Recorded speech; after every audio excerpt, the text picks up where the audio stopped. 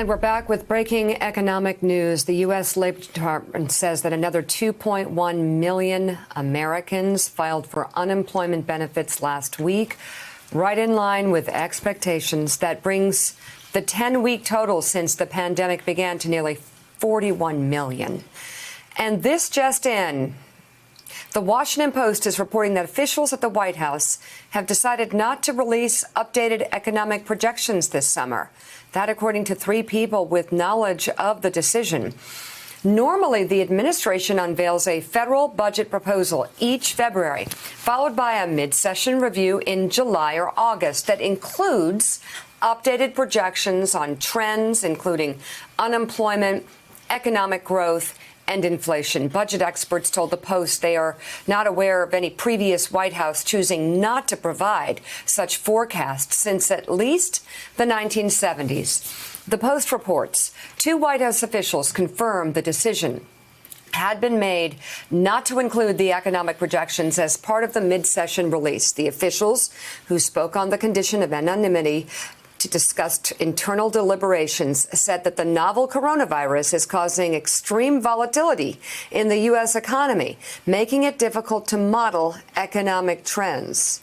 The document is instead slated to be published just a few months before the November elections. So, Willie, obviously more bad numbers. We can only hope that this is going to be the last batch of bad numbers to this degree as the nation slowly but surely begins reopening, and perhaps working class Americans, middle class Americans, small business owners will all feel a sense of relief as we move into those summer months.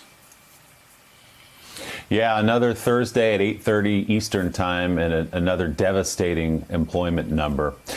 2.1 million Americans this time have filed for unemployment claims. We've got 40.7 million in just the last 10 weeks. The peak was at 6.9 million. Remember that 1 week at the end of March. But you just can't overstate how bad this is, how devastating this is, how bad it continues to be. The published unemployment rate is 14.7%. But these numbers alone, 40.7 million, it's much higher than that. It's in the 20s, and we may see that when the monthly number comes out next week. So this is, Joe, a devastating number. We're talking about the loss of 100,000 lives, but this is part of this national loss as well, as much so, of people losing their livelihoods, not able to feed their families, relying on food pantries, wondering what the future looks like, wondering if they'll have another job, as all these people now are competing for many of the same limited number of jobs. 2.1 million of our fellow Americans filing for unemployment, nearly 41 million of them just in the last 10 weeks. So we look at the two headlines this morning, the two big headlines this morning. One of them is in the Washington Post talking about crossing that 100,000 person death toll from the coronavirus. But this is the other, and that is continued pain and hardship for working Americans and for Americans thrown out of work. And Mika, you look at the other headline from the Washington Post this morning talking about how the coronavirus is going to be with us for quite some time, for a long time. And you just go back to what Dr. Osterholm said on the show several weeks ago. And that is that it is going to be with us for a long time, but we have to learn how to live with it. That's why reopening the economy is so important, because of the pain and the agony that so many Americans are going through right now. But it has to be done safely, so they're not going to be risking their lives or the lives of senior citizens or the lives of others in their families that have underlying medical conditions.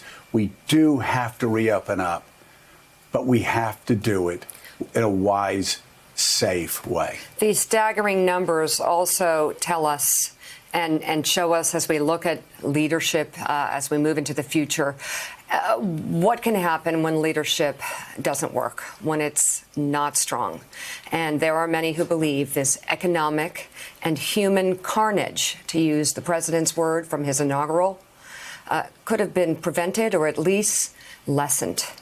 And we are here now because the response was not strong and it was not immediate. Well, and the thing now is, though, we have to move forward. Right. We have to be strong. We have to reopen the economy, and we have to do two things at once. We have to reopen the economy safely, and we have to prepare for the fall, because Dr. Fauci and the other doctors have all predicted that this fall, this winter, the flu season could be even worse. So we have no choice. Americans are suffering economically. They're suffering as far as their health goes. We have to learn how to do two things at once. Thanks for checking out MSNBC on YouTube, and make sure you subscribe to stay up to date on the day's biggest stories. And you can click on any of the videos around us to watch more from Morning Joe and MSNBC. Thanks so much for watching.